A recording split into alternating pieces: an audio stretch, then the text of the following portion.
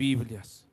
Hoy Maná, Museo de las Sagradas Escrituras, Asociación Civil, resguarda más de 3,000 diversos ejemplares de la Biblia.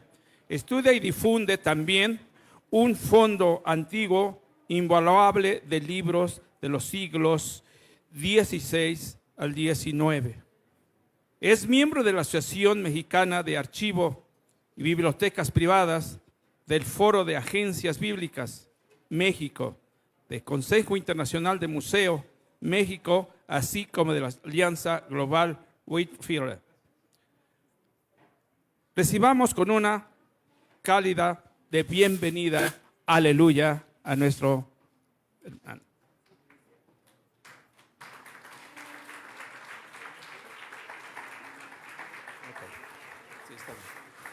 Bien, y usted puede acomodarse, quizás su silla, ¿verdad? Si no está muy cómodo, puede hacerlo. Hermano, bienvenido, Dios le bendiga y adelante.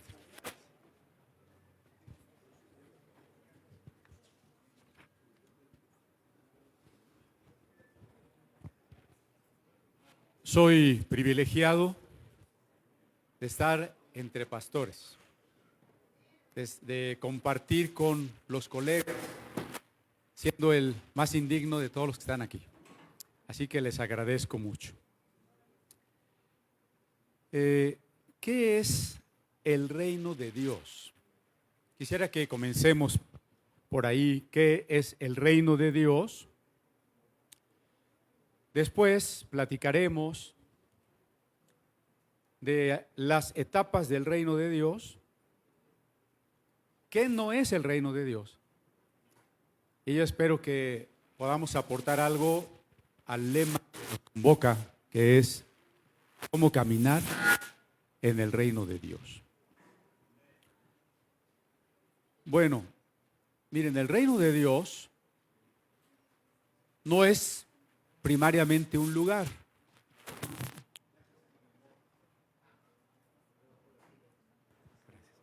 Ya empecé con lo que no es. ¿Ya? Gracias. ¿Ahí se oye bien? Me refiero a que a veces preguntamos, y el hermano fulanito, y alguien nos contesta, es que ya se fue al reino de Dios, ¿no? Entonces, en esa idea, el reino de Dios es ultramundano, está más allá, y llegamos al reino de Dios después de esta vida. Y muchas frases o creencias parecidas con respecto a cómo será ese felicísimo y maravilloso reino de Dios. Sin embargo, más importante que eso, digámoslo en una frase, lo más importante del reino de Dios es su gobierno y señorío. El elemento, el concepto, la clave importante del reino de Dios es Dios, ¿no? El reino de Dios es Dios. ¿Y qué significa que Cristo, que Dios, el Padre, el Hijo, el Espíritu, sea Rey? Pues que me gobierna, que yo le he invocado para que me gobierne. Cuando la Escritura dice el que invocar el nombre del Señor, recuerde usted que la palabra Señor en el griego del Nuevo Testamento implica el dueño de nuestra vida, el dueño, el que manda. Invocar a Jesús como Señor, que es la verdadera conversión, es cuando de verdad hemos decidido entregarle a Él nuestra vida. Decir, ya no soy mío, no me guío yo, no me dirijo yo, me dirige el Señor. Soy propiedad del Señor. La palabra melech en hebreo y en griego basileos es rey, y Jesucristo es rey, rey de reyes y señor de señores. Su gobierno en nuestra vida, ese es el reino de Dios.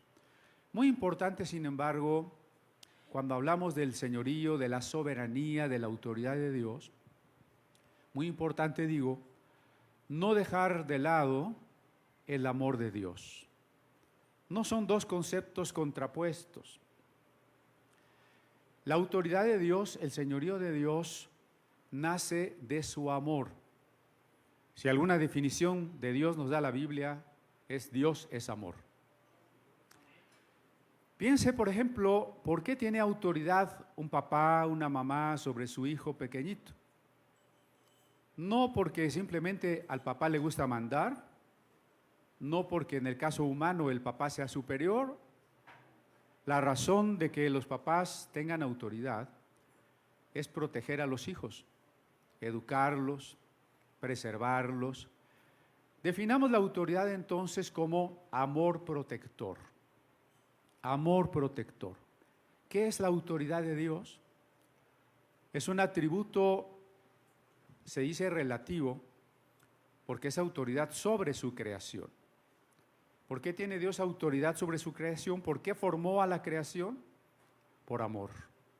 ¿Por qué cuida, protege y encamina y redime a su creación? Por amor. Entonces, el reino de Dios es la soberanía de Dios en mi vida gracias a su amor, con base en su amor. Así que el amor de Dios se ha concretado y se ha revelado de manera suprema en Cristo. Por eso diría un teólogo que fue Dietrich Bonhoeffer, el amor de Dios es Cristo. Y estamos de acuerdo en ello, creo, ¿no? El amor de Dios es Cristo. De ahí que Pablo siempre esté insistiendo que Dios nos conoció en Cristo, nos eligió en Cristo, nos ama en Cristo, todo es en Cristo. El reino de Dios es el gobierno de Dios en nosotros que nace de su amor, que es Jesucristo, en nuestra relación con Jesucristo. El reino tiene varias etapas. Primero, la etapa de la esperanza, que es un periodo muy largo, ¿no? Digamos, el tiempo en que la revelación, que es progresiva, que va creciendo, la revelación de Dios que se da en la historia tiene esta cualidad. Dios cada vez nos va llevando de gloria en gloria, la revelación cada vez va siendo más clara. Se fue entendiendo poco a poco, y fundamentalmente en el pueblo de Israel, que habría de venir un Salvador, que habría de venir un Mesías, un hijo de David, un rey y profeta escatológico, un hijo del hombre glorioso. Todos esos títulos fueron uniéndose y se concretaron en la persona de Cristo. Todo el tiempo que se esperó la aparición del Mesías, estamos en la etapa de la espera.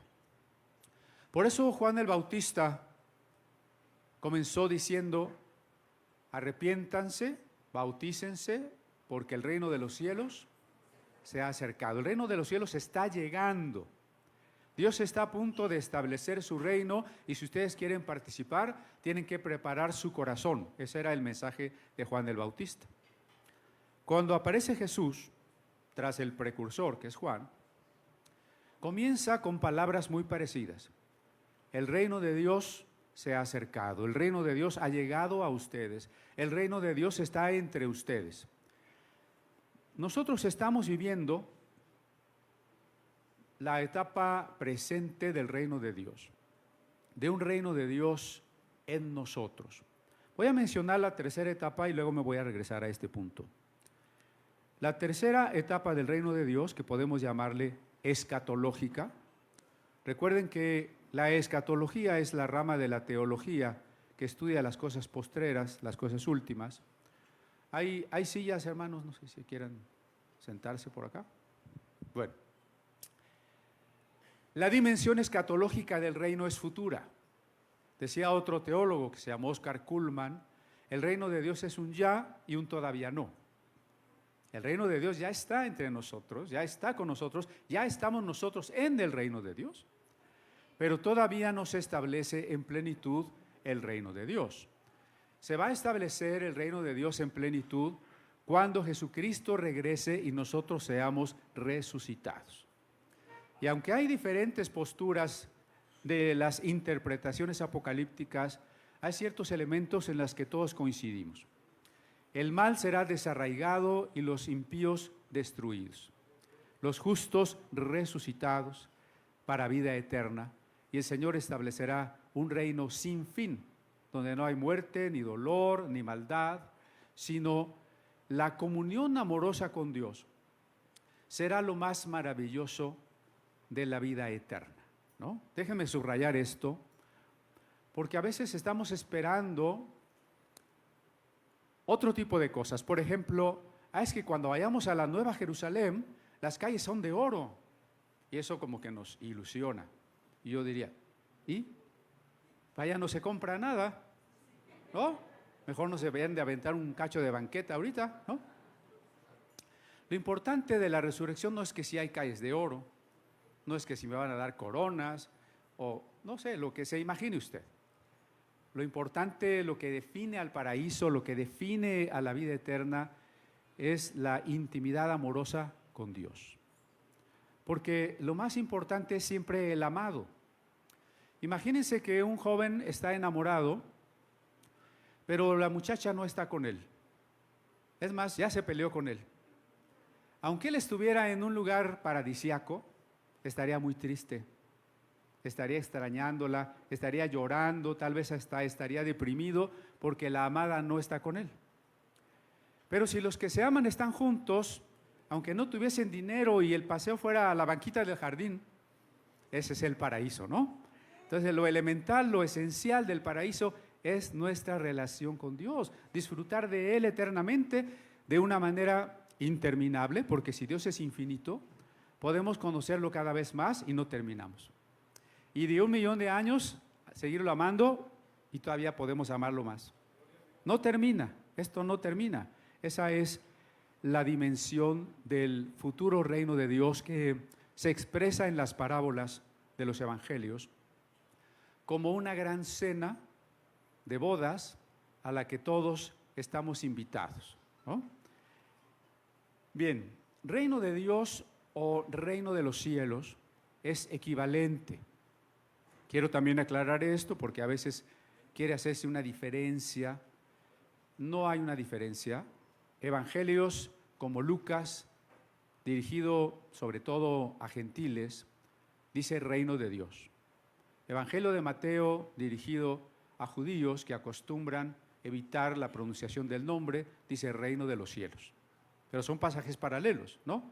Reino de Dios, reino de los cielos. Muy bien, ¿cómo caminamos en el reino de Dios? ¿Cómo caminar en el reino de Dios? Hay dos versículos que seguramente usted se sabe de memoria y que yo quisiera que sean el centro de lo que vamos a decir, y que es más, si se le olvida todo lo que yo dije, nada más acuérdese de estos dos versículos. Ya con eso estamos del otro lado, ¿no? Y se lo sabe de memoria, Hechos 1:8. ¿Verdad que se lo sabe de memoria? A ver, pero recibiréis poder cuando haya venido sobre vosotros el Espíritu Santo y me seréis testigos en Jerusalén, en toda Judea, en Samaria y hasta lo último de la tierra. Pero fíjense que este versículo comienza con un adverbio o una palabra adversativa. Pero es un contraste, ¿no? ¿A qué se refiere ese pero? Sí, mejor así, como para allá. Gracias. ¿A qué se refiere el pero? Bueno, a unos versículos anteriores. El Señor ha resucitado y los apóstoles no lo podían creer porque no lo esperaban, porque no lo habían entendido.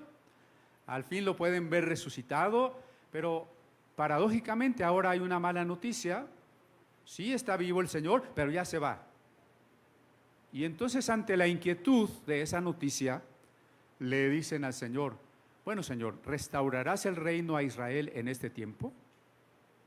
¿Cuál era el concepto de los discípulos? Pues seguramente el de sus contemporáneos judíos. Un reino político, un reino militar, en el que el Israel físico dominaría a las naciones.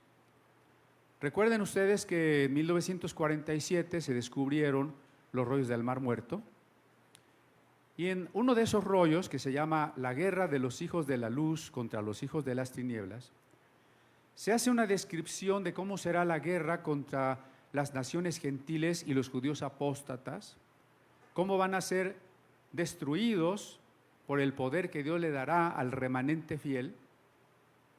Y ese es el tipo de reino que muchos de los judíos esperaban. Me imagino a los discípulos un tanto como Sancho Panza. ¿Se acuerdan del escudero de Don Quijote? ¿Por qué iba tras él? Porque Don Quijote le había ofrecido que lo haría gobernador de una ínsula. Así estaban los discípulos, ¿no? Acuérdense cuando la mamá dice, cuando estés en tu reino, que mi hijo uno se siente a tu derecha y el otro a tu izquierda. Así que cuando preguntan, ¿restaurarás el reino a Israel en este tiempo? Es casi como, ¿ya nos vas a dar nuestro cargo político, Señor? Y la respuesta de Jesús es en un primer momento desconcertante, sin ser grosera, pero es fuerte. ¿Qué les importa? Así, ¿no? A veces estamos demasiado preocupados por los mapas escatológicos, que si somos dispensacionalistas, que si amileniaristas, que pretribulacionistas, etc. Si el Señor de repente nos dijera, ¿y qué te importa? ¿Qué es lo importante? Dice, a pesar de que es muy interesante eso de la escatología, lo importante es otra cosa. Por eso el pero. ¿Qué les importa a ustedes? En cambio, pero ustedes recibirán poder del Espíritu cuando venga sobre ustedes. ¿Qué tiene que ver con el reino? ¿Cuándo vas a restaurar el reino? No, van a ser llenos del Espíritu. ¿Tiene algo que ver con el reino? Claro, porque el reino que Jesús está estableciendo no es un reino externo, no es un reino político, no es un reino físico. Por una razón muy sencilla, eso no cambiaría el corazón de las personas. Vamos a suponer que se pudiese repartir la riqueza y ya todos tienen una casita, un coche, un refrigerador, etcétera, etcétera, su tele y demás. ¿Ya todos somos felices? ¿Ya todos somos buenos? ¿Ya hubo un cambio dentro de nosotros? ¿Verdad que no? Fíjense, algo muy fuerte que voy a decir. Dios no está interesado en resolver nuestros problemas. ¿Para qué invitaron a ese hermano? Van a decir. Dios no está interesado en resolver nuestros problemas. Dios está interesado en transformarnos a nosotros. Y por eso las palabras de Jesús. Cuando ustedes sean llenos del Espíritu Santo, y eso se refiere al Pentecostés, recibirán poder para ser testigos. Así que eso nos muestra en qué consiste el reino de Dios y cómo se vive y cómo se camina en el reino de Dios. Y la primera cosa es ser llenos del Espíritu Santo. Esa es la primera. Ser llenos del Espíritu Santo. Los hermanos pentecostales, ¿cuántos son pentecostales? Creemos que hay un bautismo del Espíritu Santo posterior a la conversión. ¿Cuántos hermanos no son pentecostales? No les dé pena. Claro. También la llenura del Espíritu Santo es para todos, no nada más para los pentecostales. Estaba yo dando una plática entre un sínodo presbiteriano sobre un tema parecido del Espíritu, y a la hora del café escuchaba yo a dos hermanos que no se dieron cuenta que estaba yo ahí y me dicen, nos quieren volver pentecostales. No necesariamente. Acuérdense de Efesios, la carta a los Efesios. Dice desde su primer capítulo que desde que creímos hemos sido sellados con el Espíritu Santo. Eso lo tenemos desde que creímos. No estamos discutiendo eso. Sin embargo, Efesios 5 dice, sed llenos. ¿A quién se lo dice? A los mismos que les dijo que estaban sellados. Sed llenos, porque ser lleno es una experiencia diaria, es una experiencia constante. ¿Y qué quiere decir ser llenos? Quiere decir rendidos completamente al Espíritu, y eso es equivalente al señorío de Cristo. Quiere decir, gobernados por el Espíritu Santo. No se puede vivir el cristianismo como la Biblia lo describe.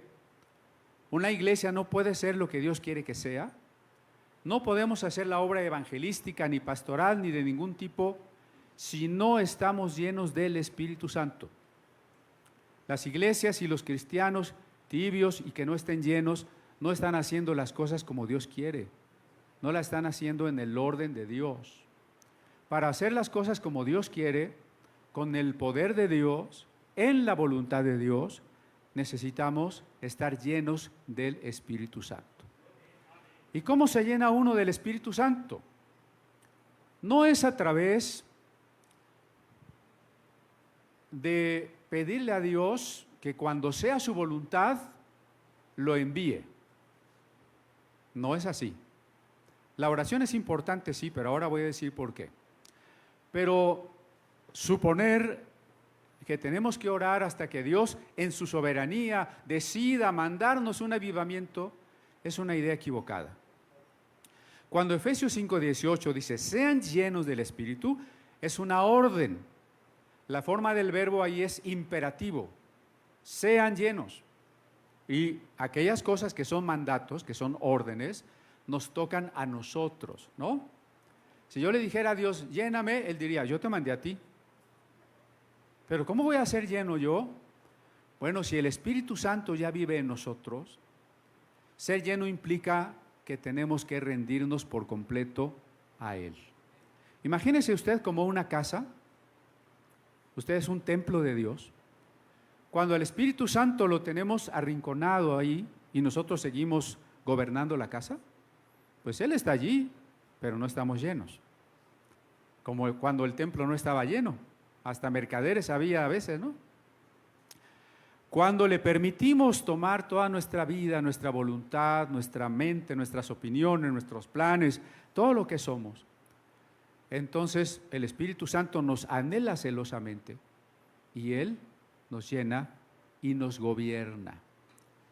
No se necesita más que la entrega. Yo no tengo que convencer al Espíritu Santo, ni tengo que convencer a Dios. ¿No dice el Evangelio de Lucas, si ustedes siendo malos no le dan cosas malas a sus hijos? ¿Qué mamá de las aquí presentes, dice el Evangelio, le dice su hijo en la mañana, mamá, tengo hambre, dame un huevito, ahí te va un alacrán? ¿Verdad que no? Dice, al contrario, la mamá es la que quiere que el hijo coma. Dios es el que quiere que seamos llenos, es el que nos ha ordenado ser llenos. ¿Qué falta para que seamos llenos? Nuestra entrega, nuestra decisión.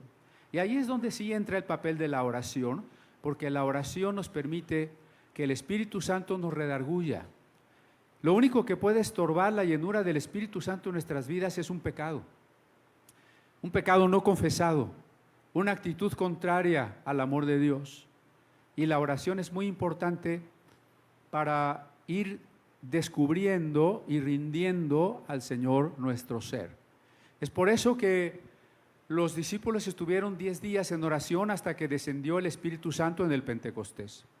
Es por eso que la historia de los grandes avivamientos vienen siempre precedidas por la oración, ¿no?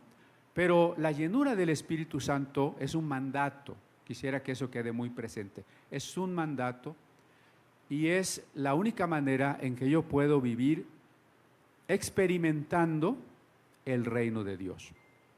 Esa sería la primera cosa. La segunda cosa del reino de Dios es predicar el Evangelio. Es predicar el Evangelio.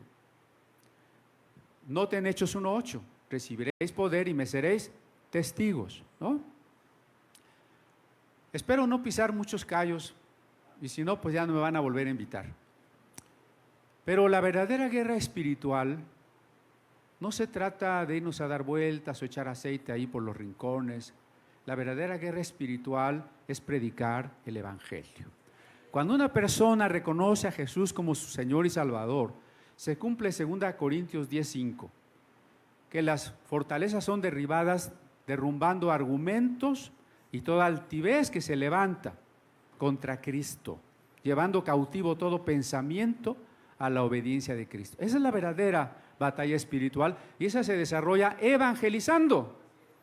Así que cuando se sienta con ganas de ir a echar aceite, mejor póngase a predicar el evangelio, ¿no? Esa es la segunda manera de que el reino de Dios se vive y se extiende gracias al poder del evangelio. Ahora, ¿qué tipo de poder? Muy importante porque los políticos quieren poder, ¿no? Toda esta rebatinga que acabamos de vivir, bueno, todavía ni la terminamos con estos problemas del poder judicial y del legislativo, ¿no? Toda esta rebatinga del poder es porque la gente ama el poder. Los brujos también aman el poder. ¿Para qué hacen sacrificios y se gradúan de brujo mayor? Quieren poder. Entonces, cuando la Biblia nos promete poder, ¿qué diferencia hay? ¿Será que también nosotros queremos anhelar el poder? Codiciar el poder ha traído mucho daño a la iglesia porque hay divisiones, hay pleitos, hay deseos de ser el primer lugar. Fíjense de qué tipo de poder estamos hablando. Ser testigo, se es testigo de varias maneras. En primer lugar, con la palabra, el evangelio, ¿no? En segundo lugar, con las señales que siguen a la palabra, los milagros. Y en tercer lugar, quizá aún más importante, con la vida. Porque imagínese que usted le predica a unas personas que lo conocen y saben que su vida es contraria a lo que predican. Esas personas no van a creer. Somos testigos de Cristo ante todo con la vida y en ese sentido con la muerte. En el Nuevo Testamento la palabra testigo es mártir y fíjese que luego la palabra mártir significó el que moría por la fe, pero originalmente significa testigo. Entonces somos testigos hasta la muerte, testigos de Jesucristo con la vida, con el amor. Predicamos por amor, hermano, predicamos por amor. No vamos a ir a evangelizar para que nuestra iglesia crezca, eso no es lo importante. No vamos a ir a evangelizar para que la gente vea que nosotros tenemos razón. Y cuando alguien nos contradice, de repente ya por dentro estamos diciendo, ya te irás al infierno. ¿Eh? ¿Dónde está el amor? Tenemos que predicar por amor. Entonces, este poder del Espíritu Santo, si es para predicar, si es para que Dios nos respalde con señales, si es para que nuestra vida sea testigo de todo lo que Jesucristo hace, entonces significa poder para el amor. ¿Podemos relacionar? Dios es amor, su soberanía es su amor protector, el amor que nos brinda el Espíritu Santo es el poder, o el poder que nos brinda el Espíritu Santo es el amor. ¿No es el amor el fruto del Espíritu? ¿No es el amor signo de la madurez cristiana? ¿Sí? Entonces, el verdadero poder es el amor, pero es un poder muy curioso. Es un poder que no se obtiene si no hay una renuncia a nosotros mismos. El político que busca el poder, el brujo que busca el poder, no ha renunciado a sí mismo, quiere engrandecerse. Mientras que el cristiano que recibirá el poder es porque primero ha renunciado a sí mismo. Por eso decía Jesús, el que quiere ser mi discípulo, niéguese a sí mismo y tome su cruz. Ahí está el primer paso, sin el cual no podemos dejar que el Espíritu Santo nos gobierne y por tanto en nosotros no podría manifestarse ese amor maravilloso que es el fruto del Espíritu. Fruto del Espíritu porque es un carácter que se forja a lo largo de la convivencia con el Espíritu Santo. ¿Cómo? No es que el Espíritu nos hace a un lado y Él pone un fruto como si fuéramos nosotros una tubería, ¿no? Ni es nuestro propio esfuerzo el que logra las cosas. Es la convivencia amorosa. Hablando hace rato de los enamorados, vean la diferencia entre la conducta de un enamorado y del que no está enamorado. El enamorado está pensando en la amada todo el tiempo, le quiere escribir cartas, le quiere comprar cosas, quiere ir por ella. Y si no estuviera enamorado, nada de eso nacería de su corazón, hasta flojera le daría, ¿no? El amor de Cristo es el que produce en nosotros todo este fruto que se menciona en Gálatas capítulo 5. Y el segundo versículo que les decía es Romanos 14, 17, donde precisamente dice, porque el reino de Dios no es comida ni bebida, entiéndase, no son ceremonias, ritos, prohibiciones dietéticas, fiestas solemnes, todo eso que a la gente le encanta, porque a la gente le encanta el rito, la ceremonia, la religiosidad. El reino de Dios es, ahí dice, justicia, paz y gozo en el Espíritu Santo. Pasaje paralelo a Gálatas 5, ¿no? ¿Qué es el reino de Dios presente entonces? La justicia, la paz, el gozo, el amor, la benignidad, la bondad en nosotros, gracias a la comunión amorosa con el Espíritu Santo. No quiero que se me olvide, porque la palabra ser lleno es una metáfora, pero que la metáfora no nos distraiga de que el Espíritu Santo es una persona. El Espíritu Santo no es un líquido para decir, es que yo estoy siendo lleno, ya estoy lleno hasta acá, ya voy por acá, ¿no? Y luego hay quien habla de la unción fresca y la unción doble y la unción para llevar. No. El Espíritu Santo es una persona. ¿Qué significa estar lleno de una persona? Significa estar enamorado, significa estar entregado, significa que su voluntad y mi voluntad han coincidido plenamente, ¿no? Eso significa estar lleno de una persona. El Espíritu Santo no es un líquido que me llena como si yo fuera una botella, es una persona. Y ser lleno de una persona es una entrega total, una intimidad amorosa. Siguiente manera de vivir el reino es entender la voluntad de Dios para mi vida todos los días. Como cristianos no estamos llamados a dejar de hacer el mal y hacer el bien. Por supuesto no estamos llamados a hacer el mal, pero no somos una especie de Boy Scouts con la lista de lo prohibido y lo permitido, ¿no?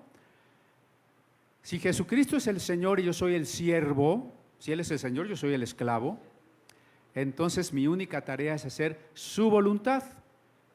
Puede haber cosas buenas, pero que no son la voluntad de Dios para mi vida. Pablo quiso ir a predicar a un lugar y dice el texto, el Espíritu no se lo permitió. ¿De acuerdan? No estoy para hacer mi voluntad, sino para saber cuál es la voluntad de Él. Eso es muy difícil, ese es un reto muy difícil, es un reto diario. Un filósofo que para mí es más que un profeta, Søren Kierkegaard, pensaba la angustia y las dudas que asaltaron a Abraham cuando pensó que Dios le pedía sacrificar a su hijo. Es que si es Dios quien me lo está pidiendo y no lo hago, no lo voy a obedecer, no tengo fe. Pero si mato a mi hijo y no es Dios quien me lo pidió, seré un loco asesino, ¿no? Es difícil saber la voluntad de Dios. Por eso Jesucristo mismo, allá en el huerto del Getsemaní, una noche antes de morir, está llorando, sudando gotas de sangre, en una terrible angustia, y no por miedo a la muerte, que eso quede claro. Jesús está en ese trance por una pregunta que él tiene. Padre, si es tu voluntad, si es tu voluntad la cruz, voy a la cruz. No voy a la cruz porque quiero ir a la cruz, voy a ir a la cruz si es tu voluntad. Y si no es tu voluntad, no voy a ir a la cruz. Esa debe ser la preocupación fundamental todos los días de nuestra vida. Señor, ¿cuál es tu voluntad? Claro, en momentos tan clave de la vida como puede ser el matrimonio, casarse es la voluntad de Dios, para unos sí, para otros no. A lo mejor sí es la voluntad de Dios que tú te cases, pero te casas con la que no o con el que no. Hay que buscar la voluntad de Dios precisa, en su orden, a su manera, en su tiempo, con las personas que Él quiere. Eso es caminar en el reino de Dios. De otra manera, ¿cómo Cristo sería nuestro Rey? Déjenme ir ahora a qué no es el reino de Dios, porque si no me va a ganar el tiempo. Ya dije la primera parte, el reino de Dios no es una dimensión solamente tras la muerte. La Edad Media quizá puso mucho énfasis en eso, Había que encerrarse en el convento, salir del mundo lo antes posible para irnos con Dios. La Reforma retomó la verdad de que el reino de Dios comienza aquí. La salvación comienza aquí. El paraíso comienza aquí, ¿no? ¿Por qué? Porque el reino de Dios está entre nosotros. La siguiente cosa que el reino de Dios no es una dimensión política, que fue una de las maneras en que ciertos grupos judíos buscaron el reino de Dios. A la muerte de Herodes, se levantaron muchos mesías que pretendían derrocar a los romanos, incluido Barrabás o Bar Kokhba, ya por allá del año 110. De esto nos da muchas noticias Flavio Josefo, el historiador judío romano. ¿Cuántas personas se levantaron intentando establecer políticamente un reino de Dios? O como cité algunos de los textos de los qumramitas, pensando que el reino de Dios sería un asunto material, político, económico, incluso guerrero militar. El reino de Dios no es físico, en primer término. Lo será porque vamos a resucitar, ¿no? Con cuerpo físico vamos a resucitar. Ese es todo otro tema, ¿no? Pero no es un reino físico en el sentido de esta carne como ahora es corruptible. En el ámbito católico se piensa que el poder religioso está por encima del poder civil. Fue una de las luchas católicas en varios momentos de la historia, incluido México, como el movimiento de los cristeros. ¿Recuerdan su grito "Viva Cristo Rey"? Una imagen que ahora se venera en el Cerro del Cubilete, una imagen gigantesca que mandó poner Fox. Renace de alguna manera la idea cristera en México. ¿Pero qué significa Cristo Rey? No lo mismo que estamos diciendo nosotros. Para ellos Cristo Rey significa que el reino de Dios es una institución que se llama la Iglesia Católica. Para nosotros el reino de Dios no es una institución, es el Espíritu Santo en nosotros. No una institución, no mi iglesia, no mi denominación, ¿no? El reino de Dios ya dijimos que es.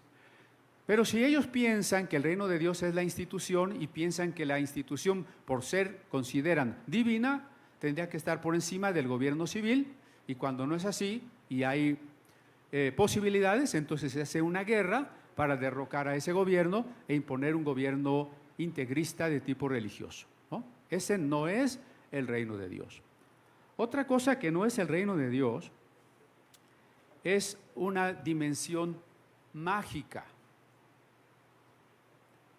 Alguna vez llegaron unas hermanas muy contentas y dijeron: es que fuimos a una reunión donde alguien tuvo una visión que un río salía del trono de Dios y nos tiramos al piso y nos pusimos a nadar. Y si así pudiésemos ver tantísimos videos en YouTube, por ejemplo, de cosas tan extrañas que la gente considera revelación, avivamiento, unción, reino de Dios. El reino de Dios no tiene que ver con nada de decretos y otras cosas que están más cerca de la magia que de la Biblia. Hay que crearnos un hábito que diga lo siguiente: ante cada propuesta, predicación, práctica, hágase la pregunta: ¿dónde está en la Biblia? ¿Así lo hicieron, así lo enseñaron explícitamente Cristo y los apóstoles? No. Pues entonces, aunque lo diga el apóstol fulano, el profeta perengano, el rabino sutano, no. Si no está en la Biblia, no. Porque esta es nuestra máxima autoridad. En el reino de Dios no se trata de manejar poderes espirituales, buenos y malos. El reino de Dios siempre se trata de una relación de Dios con el hombre, una reconciliación del hombre con Dios. La siguiente cosa que no es el reino de Dios no es económica. Ahora hay también este tipo de doctrinas, ¿no? De que los empresarios de cierta ideología, normalmente capitalista, son quienes van a establecer el reino de Dios. Y muy cerca de ellos el marxismo, que desde los años 70 inició una corriente donde mezclaba cristianismo con marxismo, que se llama teología de la liberación. Hijos, al fin de cuentas, de la teología liberal, los teólogos de la liberación negaban la dimensión escatológica. O sea, Jesús no resucitó realmente en cuerpo, es una resurrección simbólico-política y por tanto el reino de Dios es el establecimiento de la sociedad sin clases, ¿no? Y entonces, bueno, esa teología de la liberación al final ni es cristianismo ni es marxismo, pero ha dominado el panorama. Esta guerrilla que tenemos en Chiapas ahora, los zapatistas, son resultado de eso, del trabajo de sacerdotes como Samuel Ruiz, que fueron edificando a teólogos que luego fueron allá a las comunidades indígenas a convencerlos de que el reino de Dios era económico y era político. El reino de Dios tampoco es de tipo filosófico,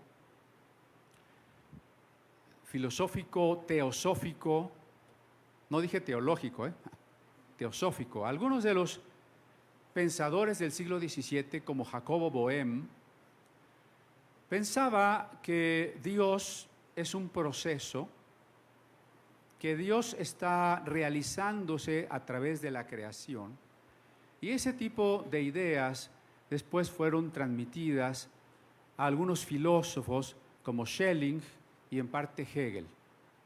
Después dieron origen a una teología que pretende una cosmovisión de redención de la creación. Sí, la creación va a ser redimida, Romanos 8, es muy claro en eso.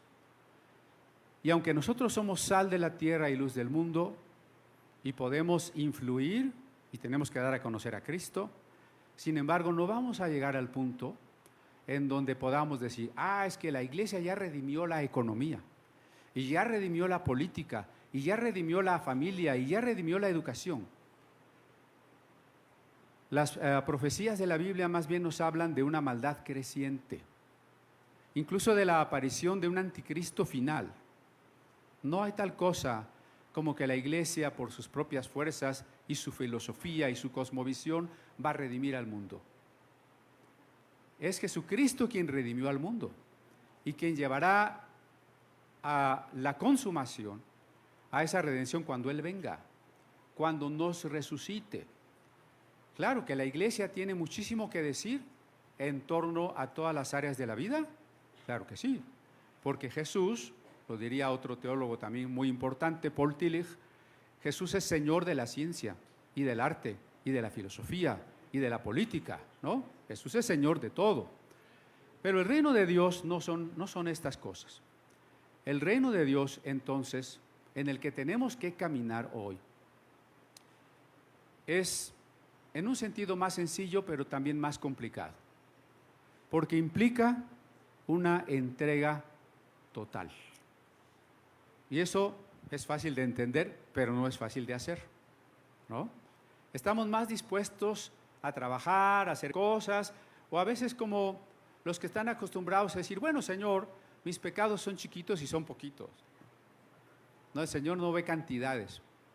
El Señor ve, ¿estás entregado o no estás entregado? ¿Estás lleno del Espíritu o no estás lleno del Espíritu? Y entonces vamos a concluir. ¿Cómo caminar en el reino de Dios? Si ya somos cristianos nacidos de nuevo, hemos nacido en el reino.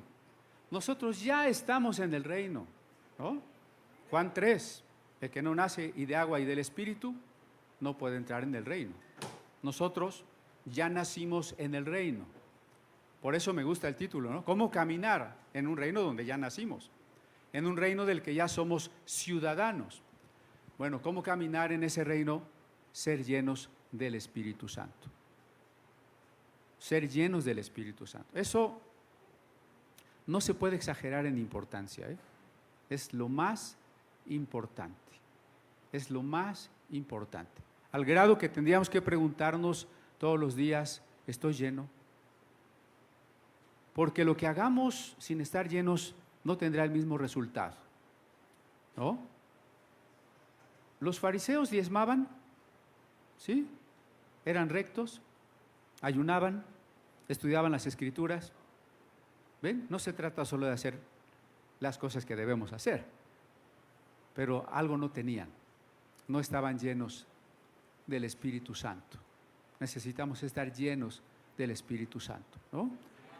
A veces la gente no va a querer escucharnos, y es normal, es frecuente, pero que no sea porque yo no estoy lleno del Espíritu Santo. Siguiente paso de andar en el reino después de ser lleno es predicar el Evangelio. No podemos sustituir eso por ninguna otra cosa, porque hay quien dice, nosotros vamos a establecer el reino. A ver, nosotros no establecemos nada, ¿eh? Jesús dijo, venga tu reino. En todo caso, el reino de Dios se establece por Dios y nos permite ser sus colaboradores cuando predicamos el Evangelio, ¿no? Siguiente cosa, dijimos, preguntarnos todos los días, en oración, en meditación, en estudio de la Biblia, cuál es la voluntad de Dios. Ese es el desafío más grande. Porque a veces preguntamos cuál es, Señor, tu voluntad, pero a la par hay un deseo en nosotros que al final predomina. Piense en el joven o la señorita que dice, es que Dios ya me dijo que me tengo que casar con tal. Y sus pastores y sus papás le dicen, no, no es de Dios. No, a mí Dios ya me dio señales, ¿no? Entonces nos engañamos con respecto a la voluntad de Dios cuando hay otros deseos también en nuestro corazón. Tiene que ser un corazón bien entregado para oír la voz de Dios. La voz del Espíritu es como de paloma, ¿no? Es apenas un murmullo, que cualquier otra cosa no me deja oír la voz de Dios. Hay que caminar en esa llenura y en esa voluntad. El valor más importante del reino, la razón por la que Dios preparó un reino y la dimensión que nos une en el reino es el amor. El amor como atributo divino manifestado en nosotros por el Espíritu Santo. Eso es lo más importante. El fruto del Espíritu es amor. A mí me han preguntado si cuando resucitemos nos vamos a reconocer. Yo les digo, claro, no vamos a resucitar todos con cara de huevo y no sabemos quién es quién, ¿verdad? Porque si lo más importante del reino es el amor, para amarte yo necesito saber quién eres, ¿no? El amor es eterno. El amor es la dimensión eterna del reino de Dios. Amén.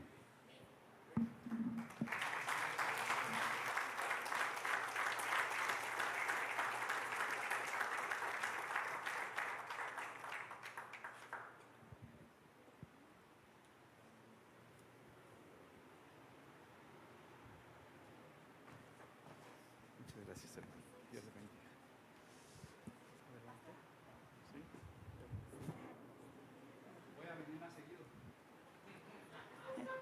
Hermano Cristian, es un gusto el haber podido escuchar para recordar cada uno de los que estamos aquí el propósito para lo cual el Señor nos ha levantado y por qué estamos aquí. Y pues queremos también agradecerle a Dios y también manifestarle a través de este pequeño obsequio que estamos agradecidos con Dios y con usted por recordarnos estas palabras que pues yo creo que todos lo sabemos, pero es bueno volver a saber por qué y con qué objetivo estamos aquí en la tierra. ¿Sí? Recíbalo con gusto de parte de Tucat. Todos unidos por Cristo. Dios le bendiga, mi hermano. Dios le bendiga. Sí, Dios le bendiga. Gloria a Dios, pues.